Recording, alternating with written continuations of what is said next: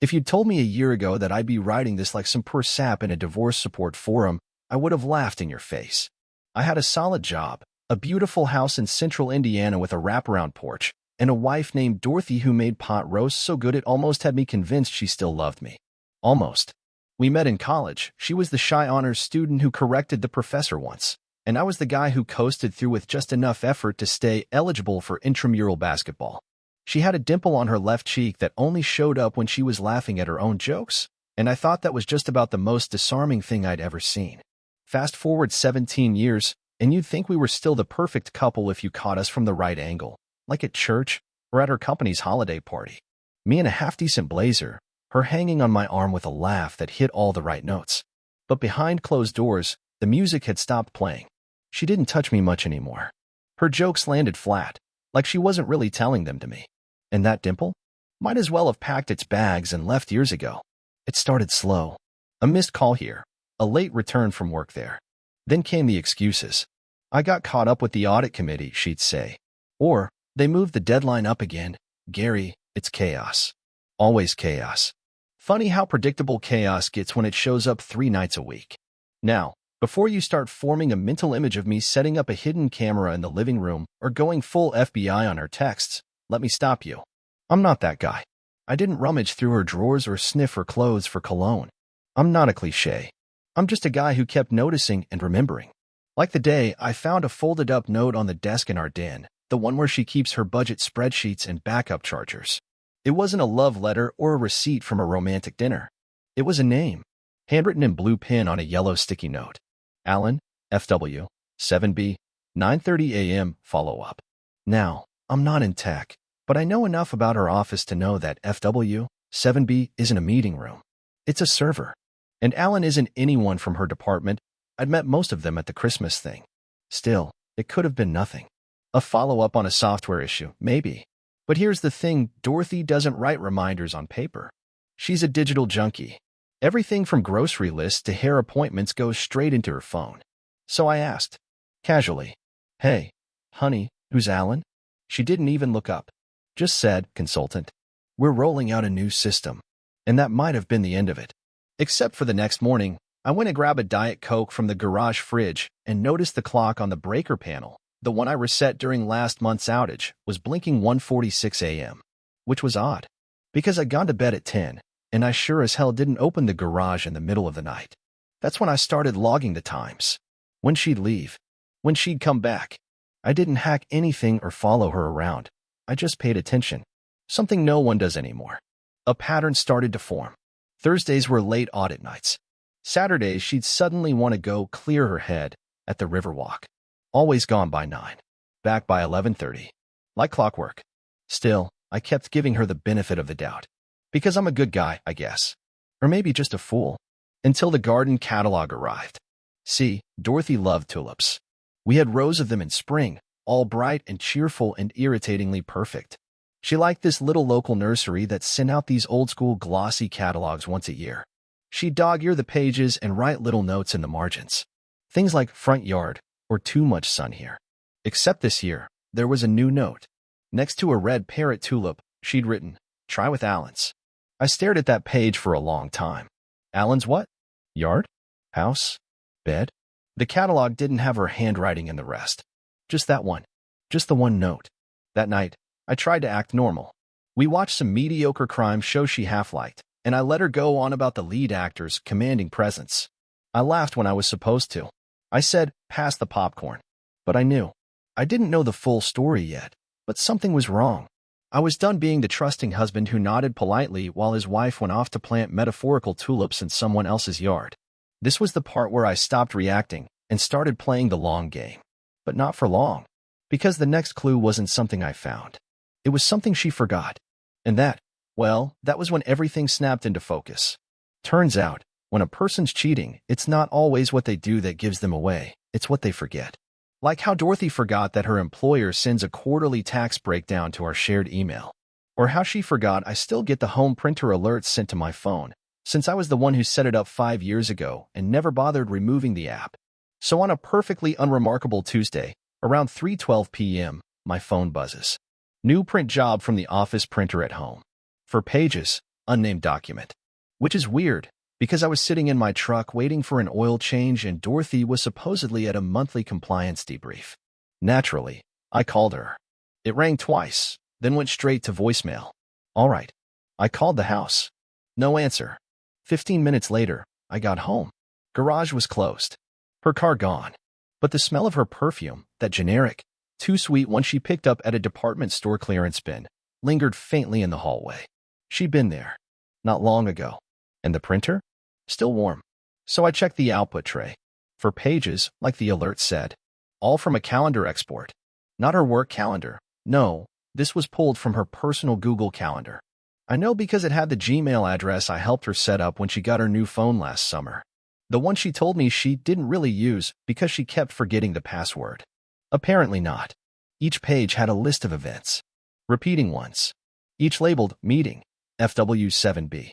Dates, times, always mid-morning or early evening. Never business hours. No attached location. But that name again, FW7B. Now, I'd done enough homework at this point to know FW7B was not just a harmless server code. I had a buddy, Scott, who worked IT over at the same financial firm as Dorothy. I texted him, "Hey man, question for you. FW7B, that a server?" Took him 10 minutes to respond. Huh. No. That's the code for the covered parking spot under the adjacent building. Only execs and VPs get assigned once. Why? I didn't answer. I didn't need to. Now the sticky note made sense. The calendar events made sense.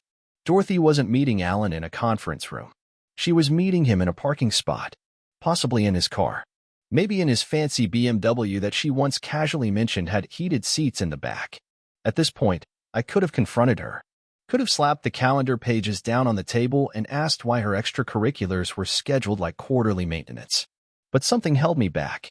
I didn't want her version of the truth. I wanted the truth. So I waited. She came home that night with a grocery bag and a look that screamed, "I've been somewhere I shouldn't."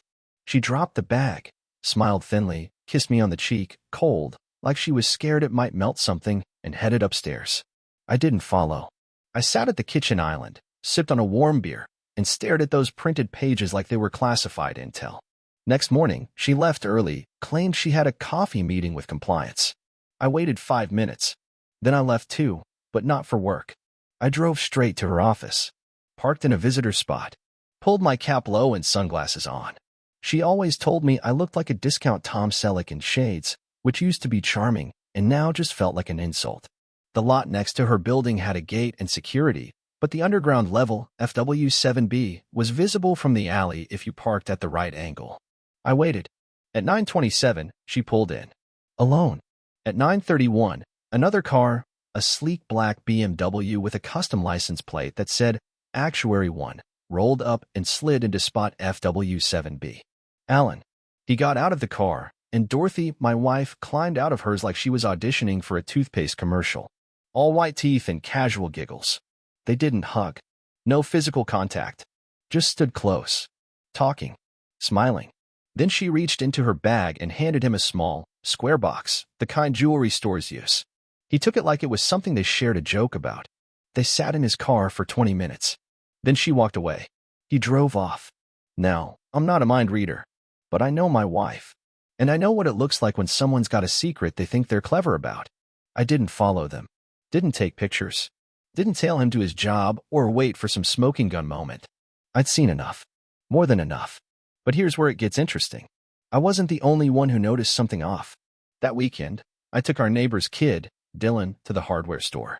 He's 17, does lawn work for cash, and thinks I'm cool because I let him drive my old Tacoma around the block. While we were browsing drill bits, he casually says, "Hey, Mr. Granger, is your wife dating someone from her work?" I stopped mid-reach. "Why do you ask that?" He shrugged. "Saw her at the juice bar downtown last weekend. She was with this guy in a suit. They were sitting way close. Didn't look like a business meeting." I didn't correct him. Just said, "Thanks, Dylan," and bought the drill bits I didn't need. That was the tipping point. Not the printer alert. Not the parking lot stakeout. It was some high school kid accidentally confirming what I already knew.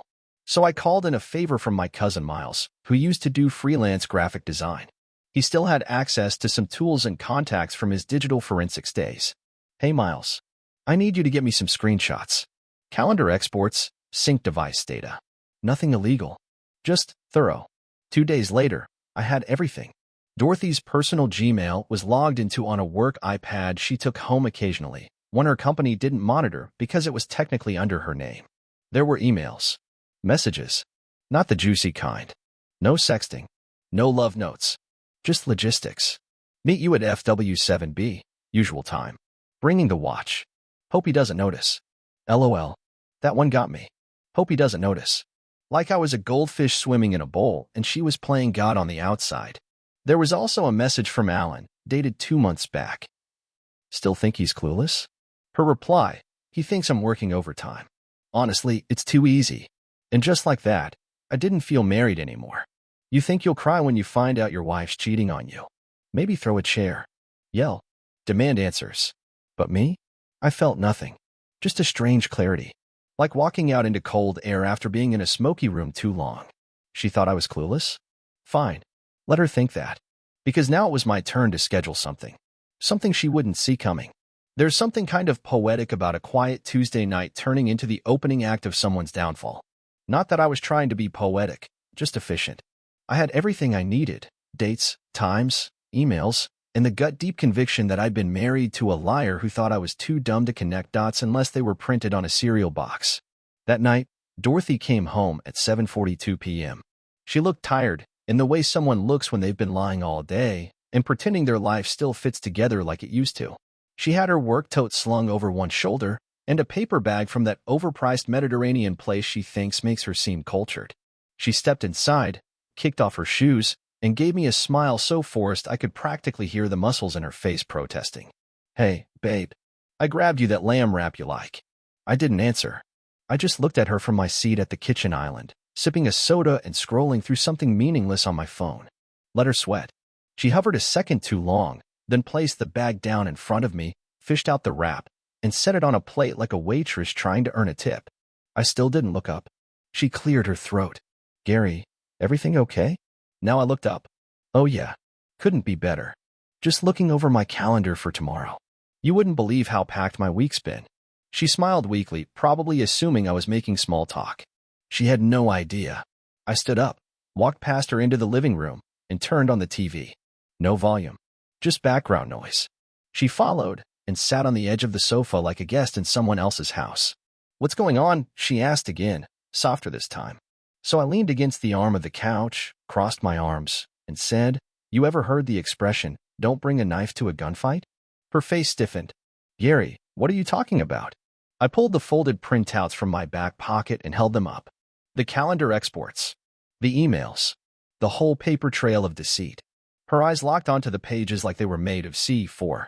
You printed my emails, she said, voice rising with fake outrage, trying to buy moral high ground in a room where the floor was already collapsing under her.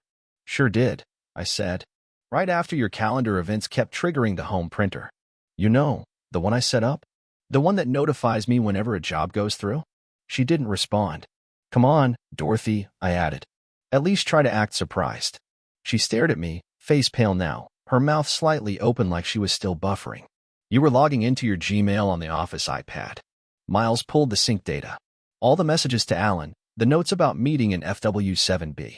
Oh, and that little gem where you said, and I quote, he thinks I'm working overtime. Honestly, it's too easy.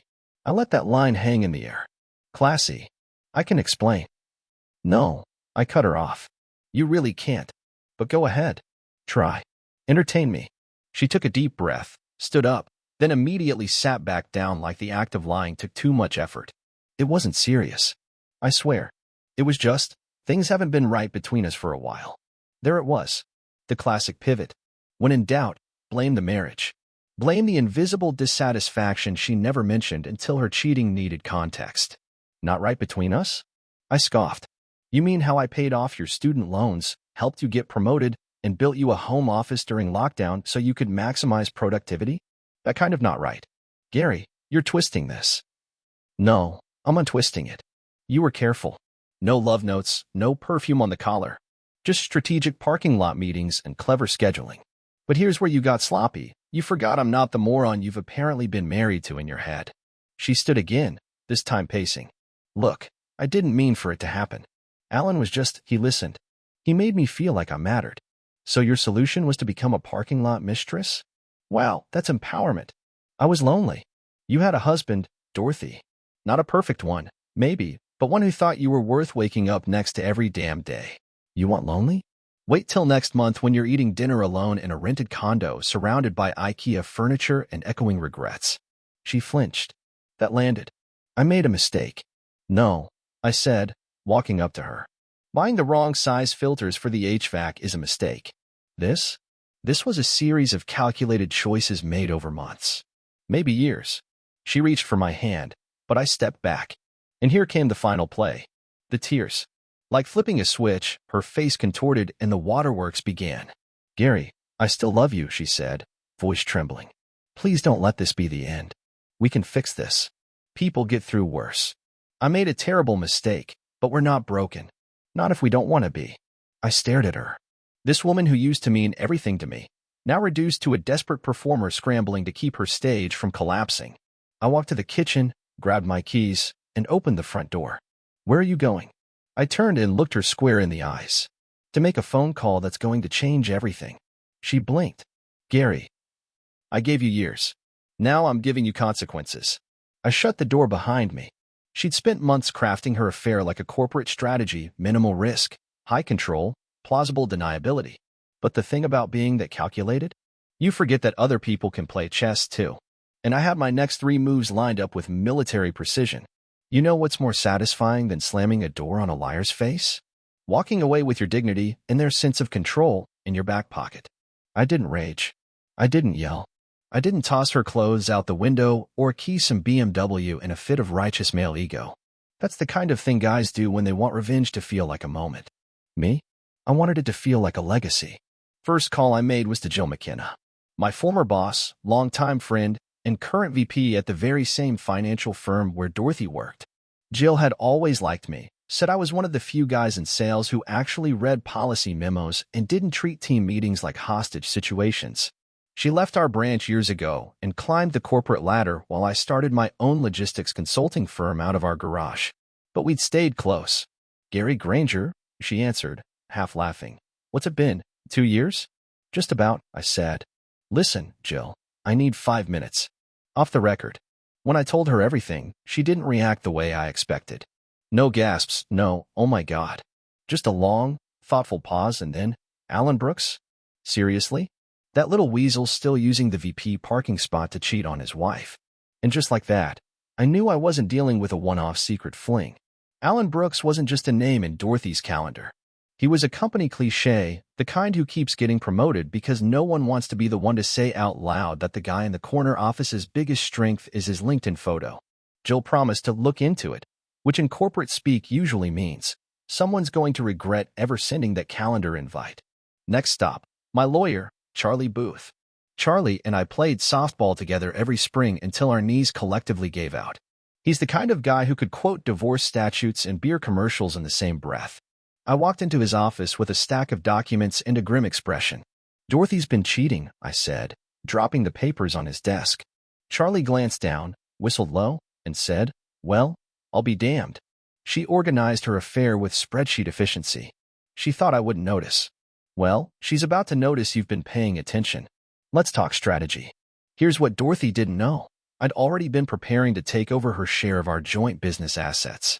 The consulting firm was technically co-owned, even though she hadn't contributed anything since year 2. Back then, I'd added her name to make her feel included. Big mistake. Now it was time to quietly move everything into a trust in my name, legally airtight, with a clause that removed her stake for ethical breach. Charlie helped me file it that same afternoon. By 6 p.m., the entire company was officially mine. At 8 p.m., I emailed Dorothy the paperwork. Just a single line in the body. Congratulations. You're now 100% free of everything. The next morning, I dropped by her office. Not to talk. To deliver a package. The receptionist, some 20-something kid with a tie 2 inches too skinny, looked me over and asked if I had an appointment. Nope, I said. Just dropping this off for Dorothy Granger. Or is it Dorothy Brooks now? He blinked. I handed him the box, turned, and walked out without another word. Inside the package was a framed copy of the email she sent Alan, the the one that said I was too easy to fool. Alongside it was a thumb drive containing every screenshot, calendar export, and document, meticulously organized into folders by date. Also included, the divorce papers, notarized and ready to sign. And taped to the inside of the box lid, a post-it note, just like the one she'd written, Alan, FW, 7B, 9:30 a.m. follow-up, on. Except mine said, "You forgot who you married." I didn't. Later that day, Jill called me back. "You'll be pleased to know," she said with a trace of glee, "that Alan Brooks has been put on indefinite leave pending a full HR review. Turns out this wasn't his first little side project in the parking garage. Glad I could be of service." "You didn't hear it from me," she added, "but a few of the board members are pushing for his resignation. Something about brand integrity." I hung up and sat back, savoring the moment. Not because I wanted him fired. I didn't care if Alan Brooks ended up selling insurance from a folding table at the farmer's market. But knowing Dorothy's exciting secret was now a liability on his resume, that was justice with just the right amount of sting. Dorothy didn't call, didn't text. She tried showing up at the house once, 2 days later. I didn't answer the door. Just watched her from the front window, standing there with that same tight, practiced smile she used to wear when she was trying to talk her way out of speeding tickets. She waited 6 minutes, then left. The truth is, I didn't need to confront her again. She got the message. I wasn't the fool she thought I was. I'd been keeping the receipts while she was busy losing track of who she used to be. And now, she had nothing left to negotiate with. The final blow? I went to our local community center and made a sizable donation in her name to a women's leadership program that provides resources to help women recognize toxic relationships and leave them early.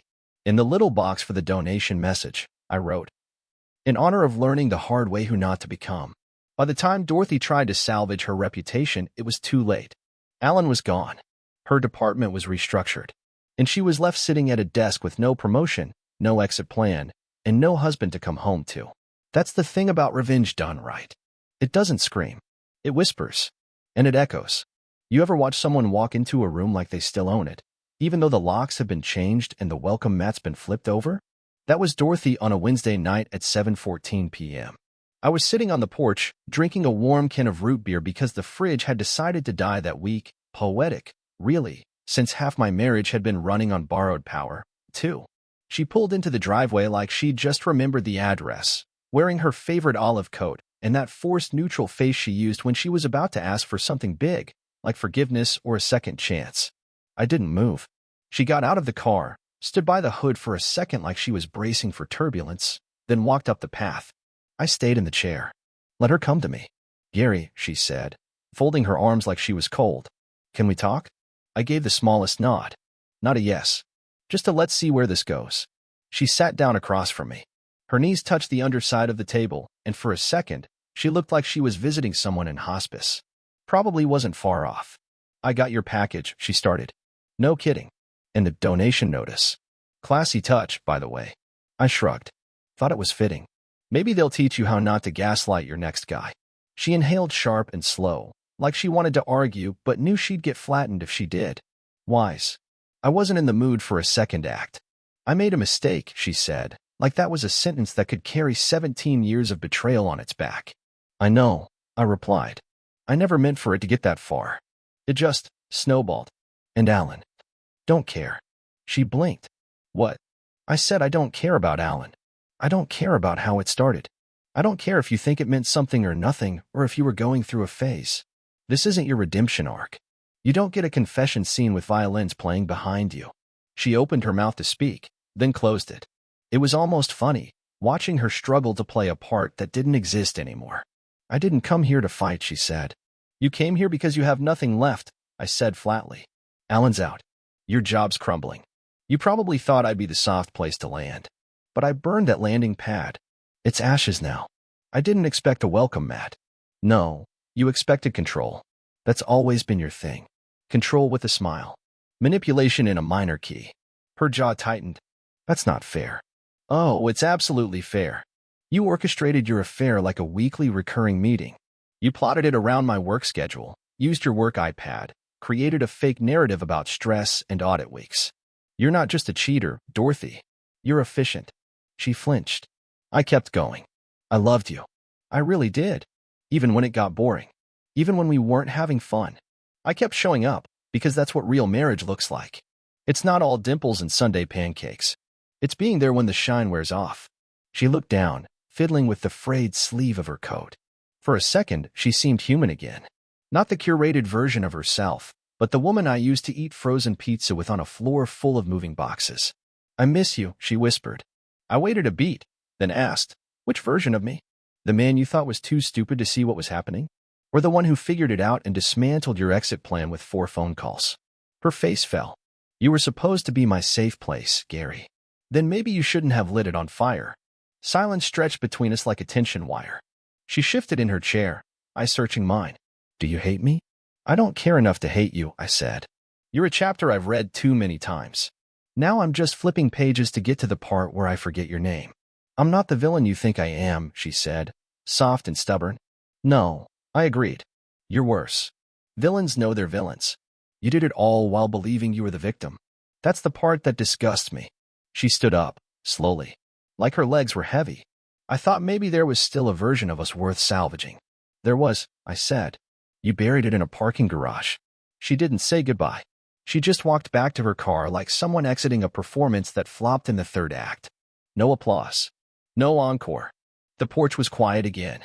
And for the first time in months, I liked the quiet. Later that night, I boxed up the last of her things. Not out of spite, just closure. I dropped the box at her sister's place with a note on top that read, "You can keep the past. I'm busy building the rest of my life."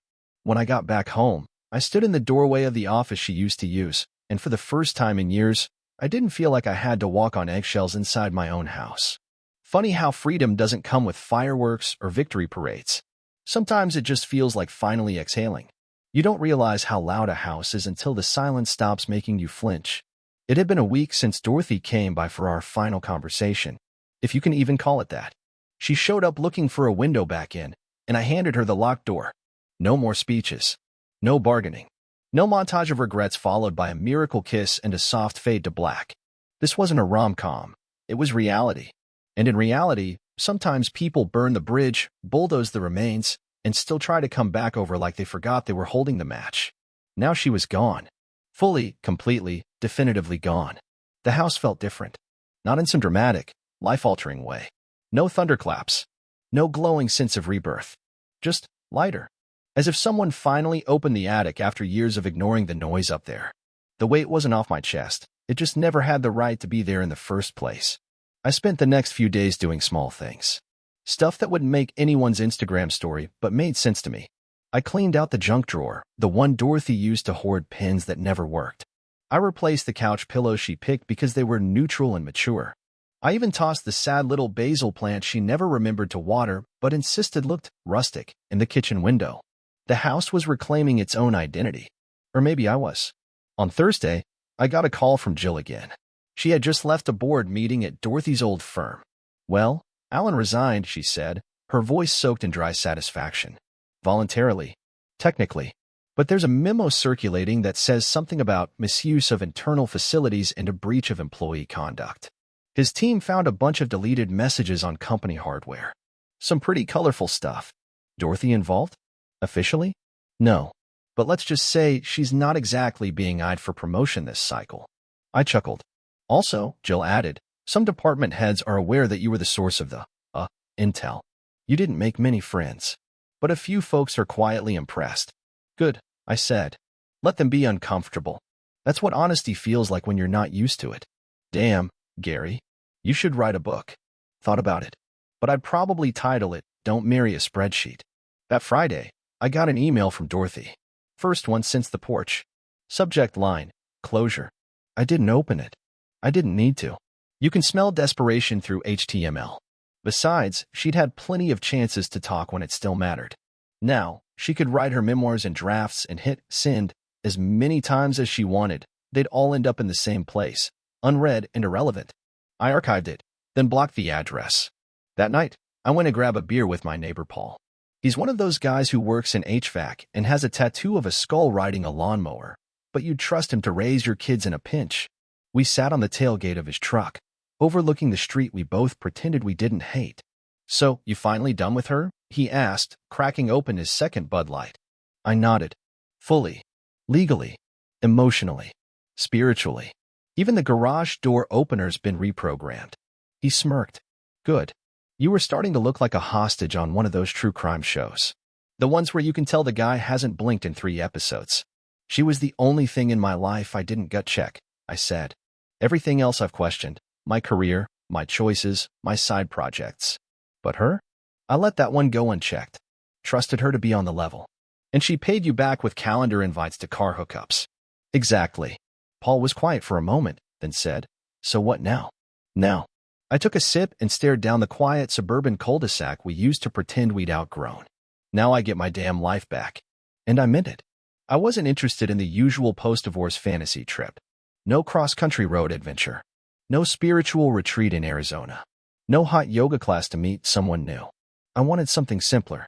I wanted to remember who I was before I got so busy trying to be what someone else needed me to be. So I made a plan.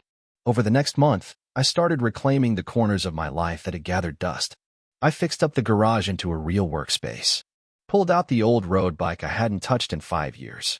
Called my brother, who I hadn't seen since the last Thanksgiving Dorothy staged like it was a political debate. I even started sketching again, something I used to love, long before everything became about optimizing space and maximizing time. It didn't feel revolutionary, but it felt real. And real is rare these days. One Sunday, I drove to the Riverwalk.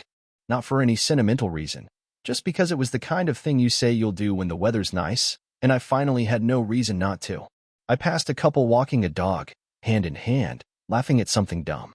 For a second, I felt that weird sting, the kind you get when you pass your old high school or the house you grew up in.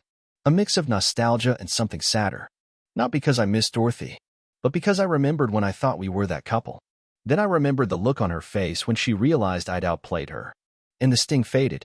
I stopped by the overlook, pulled out my sketch pad, and started drawing. The horizon, the couple, a rough outline of the sky just before sunset. My lines weren't perfect, but they were mine, just like the rest of this life was now. And that was the real ending. No explosions. No grand finale. Just a man who figured out the truth, made his moves, and walked away whole, not in spite of what he lost, but because of what he refused to keep. Not every story gets tied up in a bow. But some stories don't need bows. They just need a clean cut.